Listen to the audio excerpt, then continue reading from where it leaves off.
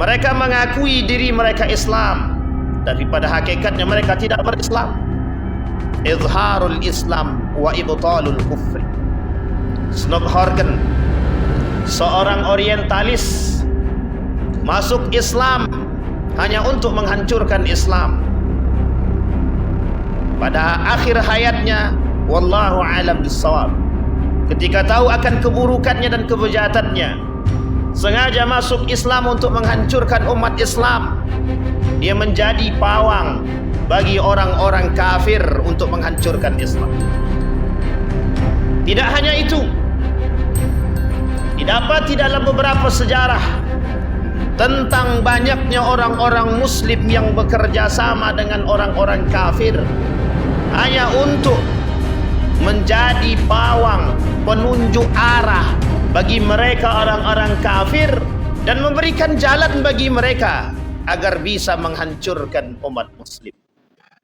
Alhamdulillah, alhamdulillahilladzi hadana li hadza wa ma kunna linahtadiya laula an hadana Allah.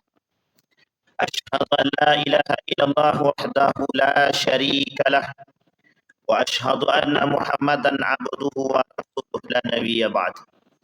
Allahumma salli wa sallim wa barik ala hadzal nabiyil karim. Allahumma salli ala Muhammad wa ala ali Muhammad fil alamin innaka Hamidum Majid.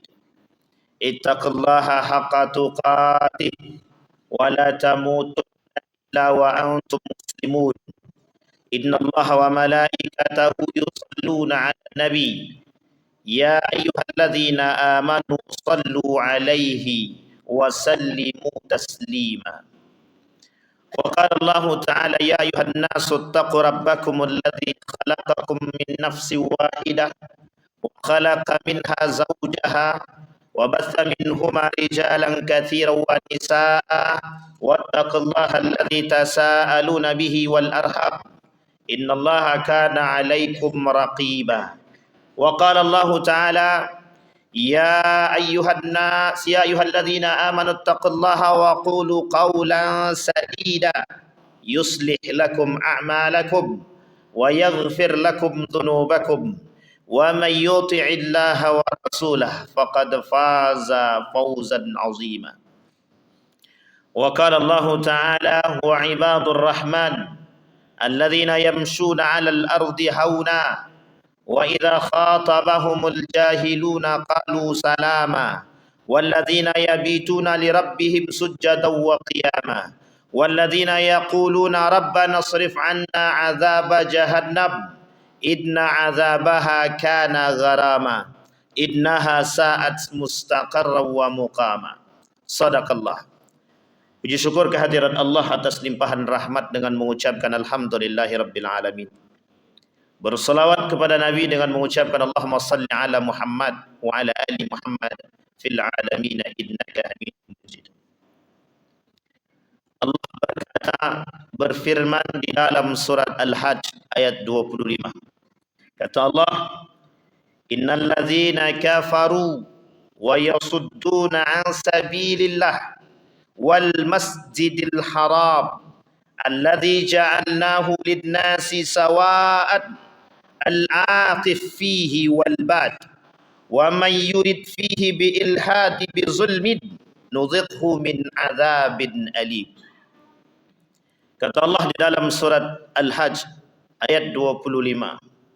Kata Allah, ada orang-orang yang kafir, orang-orang kafir yasudduna an sabilillah, mereka berpaling dari agama Allah. Mereka berkehendak, berkeinginan untuk menghancurkan agama Allah. Yuriduna liyutfi'u nurallah wallahu mutimmu nurih walau karihal kafirun.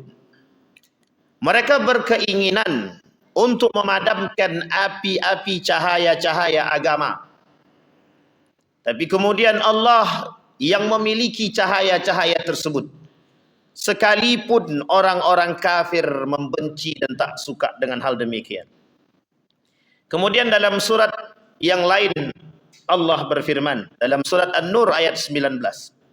Innal ladzina yuhibbuna an tashi'al fahishah fil ladzina amanu lahum adzabun alim fid dunya wal akhirah wallahu ya'lamu wa antum la ta'lamun. Dan ada orang-orang yang memang bekerja sama dengan kaum-kaum kufar. Mereka sengaja ingin menyebarkan kebencian. Mereka sengaja mengajak umat-umat muslim untuk saling berpecah, untuk saling mencaci, memaki dan membenci. Bagi mereka azab yang sangat pedih. Mereka tak menyadari apa yang mereka perbuat, tetapi Allah menyadari. Tetapi Allah mengetahui apa yang mereka lakukan. Ma'asyiral muslimin rahimakumullah. Dalam dua ayat tersebut sedikit kami mengambil kesimpulan dari apa yang disampaikan oleh Allah dari dua ayat tersebut. Di dalam surat yang lain Allah berkata, "Walan tarda 'ankal yahud walad nasara hatta tattabi'a millatahum." Di dalam agama Islam kita punya beberapa musuh. Yang pertama kafir, yang kedua musyrik, yang ketiga munafik.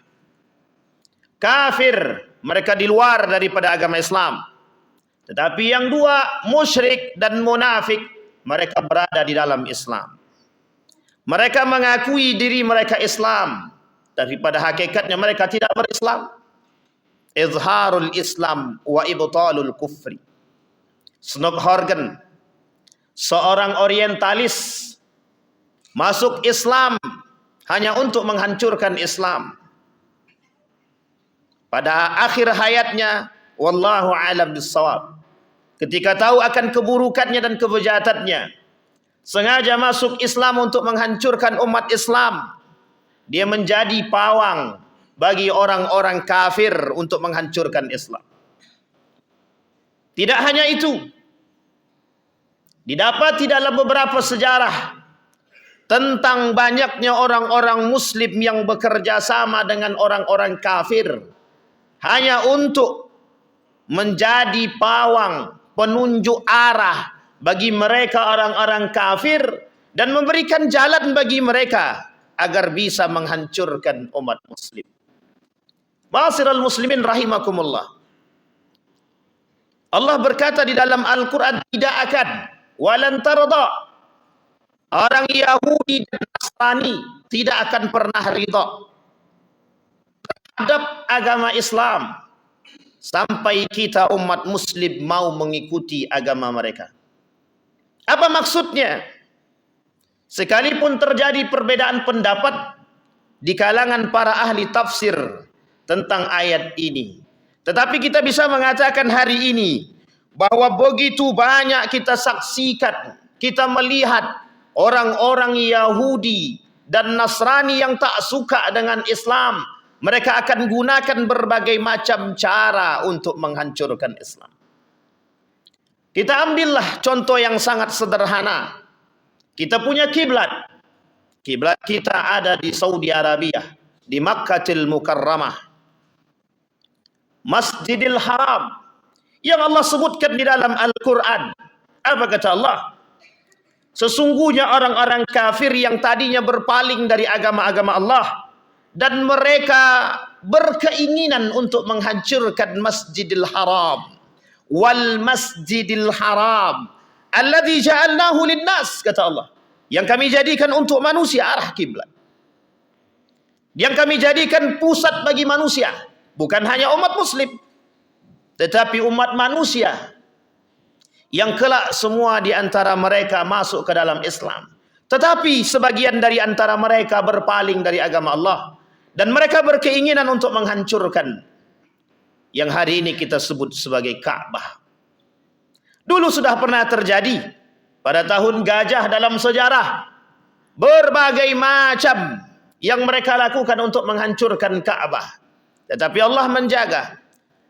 Maka hari ini kita melihat bermunculan orang-orang yang ingin menghancurkan Masjidil Haram, tapi mereka tak mampu menghancurkan, sehingga yang mereka lakukan pelecehan terhadap Ka'bah sebagai simbol kesucian umat muslim. Mereka lakukan perbuatan-perbuatan tercela, penghinaan, agar umat muslim memunculkan kemarahan. Atau sebaliknya, umat muslim hanya berdiam. Kenapa? Karena umat muslim hari ini sudah dipengaruhi oleh pola pikir mereka. Sehingga apa yang kita takutkan hari ini? Yang kita takutkan hari ini adalah bagaimana umat muslim lemah yang begitu banyak jumlahnya tak mampu melawan orang-orang kafir, orang-orang munafik yang jumlahnya tak lebih banyak daripada umat muslim dan mukmin. Mengapa demikian perlu kita sampaikan? Karena hari ini kita melihat banyak sekali pelecehan dan penistaan terhadap agama Islam yang umat muslimnya hanya mampu berdiam diri. Sebagai contoh yang tadi telah kita sampaikan. Salah satu kota di Saudi Arabia, lebih tepatnya di Riyadh, mereka lakukan penghinaan dan penistaan terhadap Ka'bah sebagai simbol kesucian umat muslim.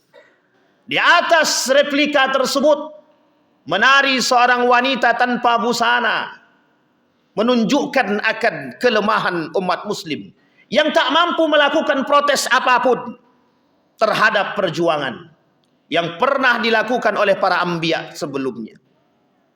Ma'asyiral muslimin rahimakumullah. Tujuan kita menyampaikan hal demikian agar kita memunculkan semangat juang, hijrah menuju yang lebih baik. Kita umat muslim hari ini kekurangan jiwa-jiwa pejuang yang tak semua orang memiliki.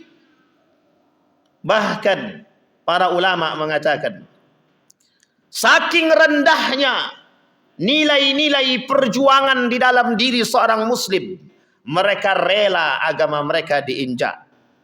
Muhammad Nasir dalam tulisannya menyampaikan, ketika kemerdekaan Republik Indonesia, beliau berkata, janganlah kalian tebang pilih, kuat pada satu agama tapi lemah kepada agama yang lain. Meminta untuk dimaklumi tetapi tak mau memaklumi. Dan ini pernyataan founding father, seorang tokoh pada masanya. Tapi apa yang disampaikan oleh beliau terbukti hari ini. Begitu banyak orang-orang yang melecehkan agama Islam, baik simbolnya, bahkan terkadang yang melecehkan adalah mereka dari kalangan umat muslim itu sendiri. Seperti yang kita sampaikan, umat muslim punya musuh setidaknya ada 3. Kafir, kita tahu kekafiran mereka, yang mereka tak pernah senang dengan kita. Yang kedua ada musyrik, mereka bagian daripada kita. Dan yang paling berbahaya adalah munafik yang berada di antara kita. Mereka umat muslim, tetapi mereka munafik. Mereka mengaku berislam, tapi mereka tak suka dengan nilai-nilai keislaman. Mereka tak suka melihat umat muslim rajin salatnya, rajin ibadahnya, bagus puasanya, taat pada zakatnya dan lain sebagainya. Mereka tak senang. Kenapa tak senang? Karena sesungguhnya mereka lebih mencintai dunia. Mereka tercuci otaknya oleh gerakan-gerakan sekuler yang hari ini umat muslim merasakan. Berapa besar pengaruh sekulerisme terhadap umat muslim hari ini? Begitu banyak umat muslim terpapar penyakit-penyakit yang dianggap oleh mereka hal biasa dan sederhana, tetapi berdampak besar terhadap jauhnya umat muslim daripada nilai-nilai agama. Ma'asyiral muslimin rahimakumullah. Satu ketika baginda Nabi Muhammad sallallahu alaihi wasallam menyampaikan, "Shalla Rasulullah sallallahu alaihi wasallam yauman salatan fa'atala fihi falama insarafa qulna ya Rasulullah atalatil yaum as-salah."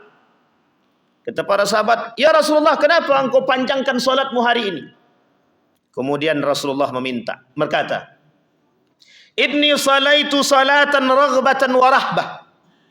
Aku melakukan salat, kata Nabi, aku melakukan 3 permintaan. Di dalam 3 permintaan itu ada rahbah dan raghbah. Ada kesenangan, ada kesedihan. Senangnya diriku dari 3 permintaanku, 2 dikabulkan dan 1 ditolak. Kesedihanku yang ditolak.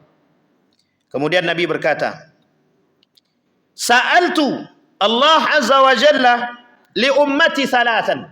Aku minta 3 perkara kepada Allah tentang umatku. Yang pertama, la tusallit alaihim aduwan min ghairihim fa'ataniha.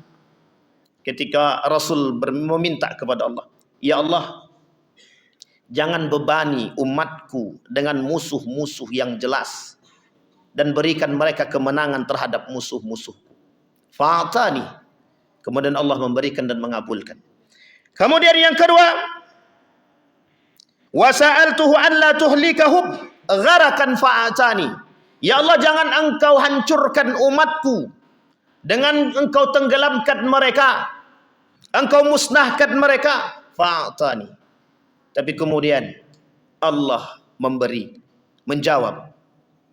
Tapi yang ketiga, wa sa'altuhu an la yaj'ala ba'sahum bainahum faraddaha alayya. Tetapi ketika aku meminta kepada Allah yang ketiga, ya Allah, jangan jadikan di antara umatku ikhtilaf, jangan jadikan di antara umatku perpecahan. Faraddaha alayya.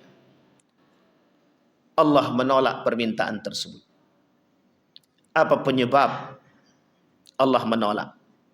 Satu hal yang disampaikan oleh Allah, bahwa Allah menolak permintaan Nabi terhadap sikap perpecahan dan perbedaan, yang perbedaan tersebut memunculkan satu sikap perpecahan di antara kalangan umat muslim. Ma'asyiral muslimin rahimakumullah. Mengapa umat muslim berpecah? Sudah dikatakan oleh Nabi. Mengapa umat muslim? Apa sebabnya? Sebabnya sederhana. Umat muslim lebih memilih cinta terhadap dunia. Yang kedua, umat muslim lebih cinta kepada golongan daripada cinta kepada Allah. Sehingga mudah bagi kaum kafir untuk menghancurkan umat muslim melalui golongan, melalui dunia. Kecintaan mereka terhadap dunia menjadi ladang bagi kaum kafir. Diberikan apa yang kau inginkan dari dunia, aku berikan. Sehingga aku inginkan dari dirimu, kau jauhkan umat muslim dari nilai-nilai agama. Kaum munafik yang telah disogok mulut mereka dengan dunia, yang telah disogok mulut mereka dengan harta, sehingga mereka berani mengatakan bahwa Islam adalah agama musuh, Islam adalah agama doktrin, Islam adalah agama perusak, Muhammad adalah penipu, Al-Quran adalah buatan Muhammad. Maka tak layak umat muslim hari ini berkiblat, tak layak umat muslim hari ini kembali kepada Quran, karena Quran tak sejalan dengan perkembangan zaman. Mereka telah dikasih duit, mereka telah disusupi makanan, mereka telah diberikan sekian banyak keinginan untuk menutupi kebutuhan mereka. Ladang bagi kaum kafir untuk menghancurkan umat muslim. Ma'asyiral muslimin rahimakumullah. Sampai sini umat muslim masih belum sadar. Mereka menganggap dengan keilmuan mereka yang tinggi, dengan gelar yang mereka miliki, justru menjadikan mereka orang-orang yang hebat di hadapan orang-orang yang lemah. Ma'asyiral muslimin rahimakumullah. Yang kedua, ketika asabiyah, fanatisme menjadi kunci perpecahan umat muslim hari ini, menjadi ladang bagi kaum kafir untuk saling menghasut antara satu dengan yang lain. Mereka berikan dana yang besar. Hai umat muslim, kami berikan kalian dana yang besar, baik beasiswa, bantuan dan lain sebagainya. Lakukanlah perpecahan di antara kalian dengan saling menghasut. Hasut, anggap diri kalian paling benar, maka yang lain salah. Terjadi perpecahan. Mereka cinta terhadap golongan bukan karena Allah. Mereka cinta terhadap dunia bukan karena Allah. Mereka cerdas bukan karena Allah. Fima ta'allamtal ilma ta'allamtul ilma fika ya Ra. Wa qala Allah kadzabta wa taqulu al malaika kadzabta.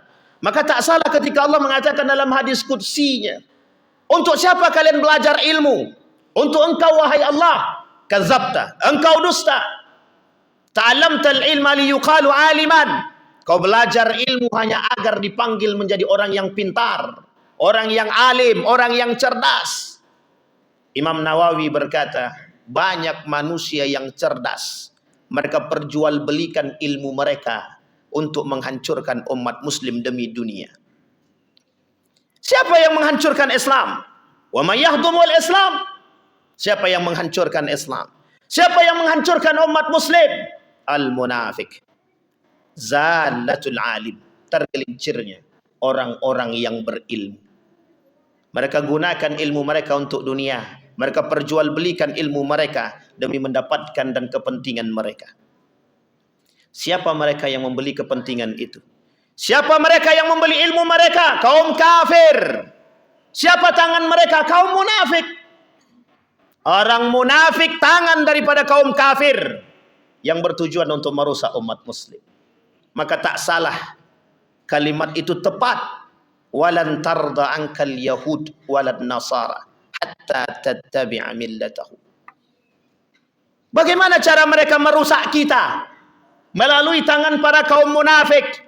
Orang-orang yang alim, yang saleh, yang baik berkata, berpegang teguhlah kalian kepada nilai-nilai agama. Bermunculan kaum-kaum alim yang munafik. Apa kata mereka? Agama doktrin. Jangan campuri agama. Jangan campur adukkan agama dan kehidupan. Agama adalah dirimu sendiri. Kehidupan urusan sosial. Jangan kalian campur adukkan. Terjadi pemisahan antara agama dan kehidupan. Apapun itu. Dalam dunia pendidikan, politik, pemerintahan, apapun itu. Hari ini kita dipaksakan untuk tidak memasukkan nilai-nilai agama ke dalam kehidupan kita. Sehingga pada hakikatnya apa keinginan mereka?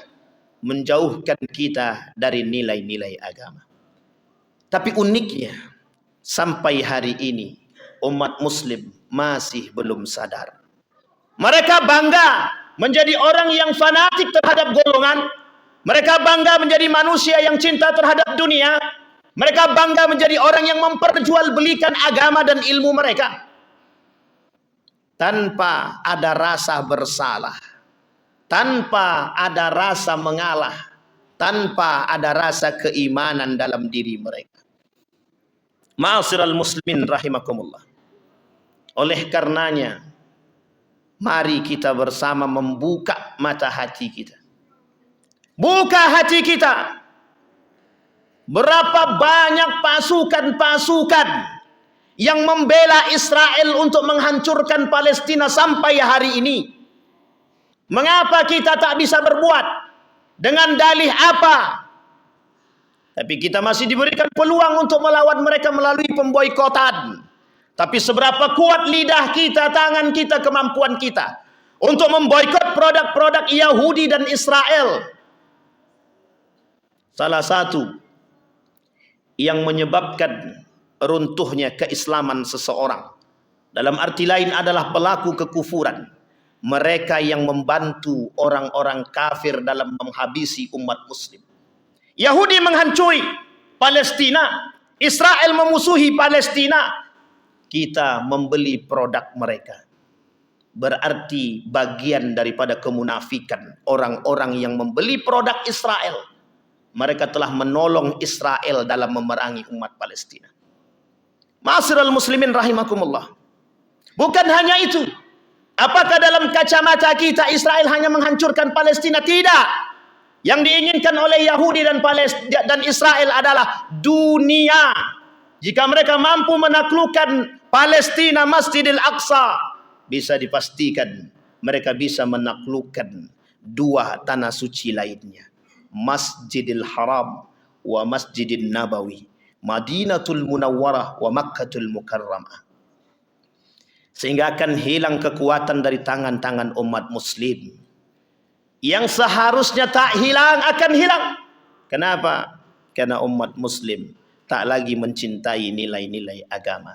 Yang mereka cintai adalah nilai-nilai sekuler. Apa yang terjadi di Riyadh adalah contoh bagi kita. Apa yang terjadi di Indonesia? Penistaan terhadap agama, pelecehan terhadap Al-Quran, pelecehan terhadap baginda Nabi Muhammad sallallahu alaihi wasallam, yang kita hanya mampu berdiam dan tak mampu bersuara. Bahkan kita hanya mampu berdiam diri, mendoakan semoga orangnya bisa ditangkap tapi tanpa ada perlawanan.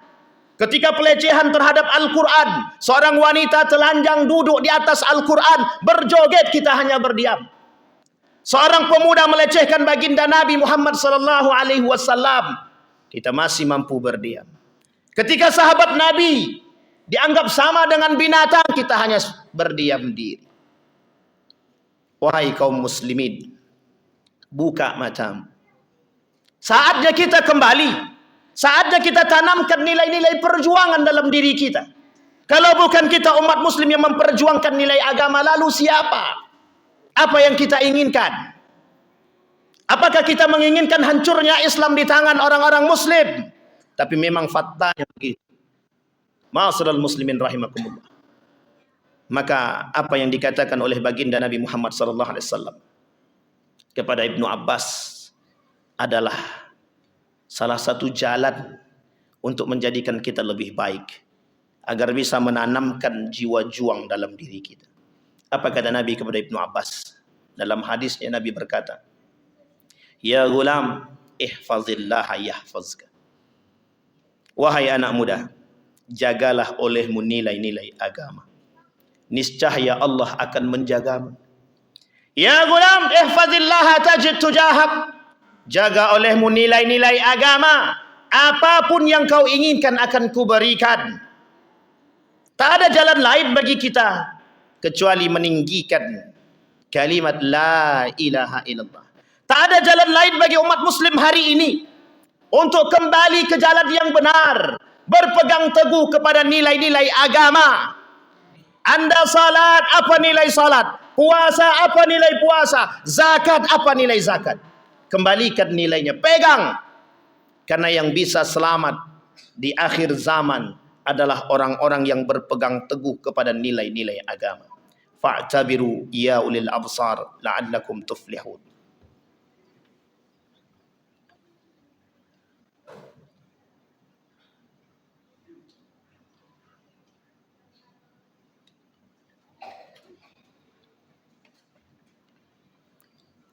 Alhamdulillah. Alhamdulillahilladzi hadana lihadza wa ma kunna linahtadiya laula an hadanallah. Asyhadu an la ilaha illallah wahdahu la syarika lah. Wa asyhadu anna Muhammadan abduhu wa rasuluh la nabiyya ba'd. Allahumma salli wa sallim wa barik ala hadzal nabiyil karim. Allahumma salli ala Muhammad wa ala ali Muhammad fil alamin innaka Hamidum Majid. Ittaqillaha haqqa tuqatih wa la tamutunna illa wa antum muslimun. Inna Allah wa malaikatahu yusalluna 'alan nabi ya ayyuhalladzina amanu sallu 'alaihi wa sallimu taslima. Allahumma ighfir lil muslimina wal muslimat wal mu'minina wal mu'minat bi rahmatika ya dzal jalali wal ikram. Allahumma a'idna 'ala dzikrika wa syukrika wa husna ibadatik. Allahumma khtimna bi husnil khatimah wa la takhtimna illa bi husnil khatimah. اللهم أهلك الكفرة والمبتدعة والمشركين أعداءك أعداء الدين. اللهم اختمنا بحسن الخاتمة. ربنا هب لنا من الصالحين. ربنا هب لنا من أزواجنا وذرياتنا قرة أعين واجعلنا للمتقين إماما. اللهم أصلح أخلاق شباب المسلمين والمسلمات والمؤمنين والمؤمنات برحمتك يا ذا الجلال والإكرام. اللهم انصر إخواننا المجاهدين في فلسطين وفي غزة وفي كل مكان. اللهم دمر اليهود. اللهم دمر اليهود. ربنا آتنا في الدنيا حسنة وفي الآخرة حسنة وقنا عذاب النار. عباد الله إن الله يأمر بالعدل والإحسان وإيتاء ذي القربى وينهى عن الفحشاء والمنكر والبغي يعظكم لعلكم تذكرون. أقم الصلاة.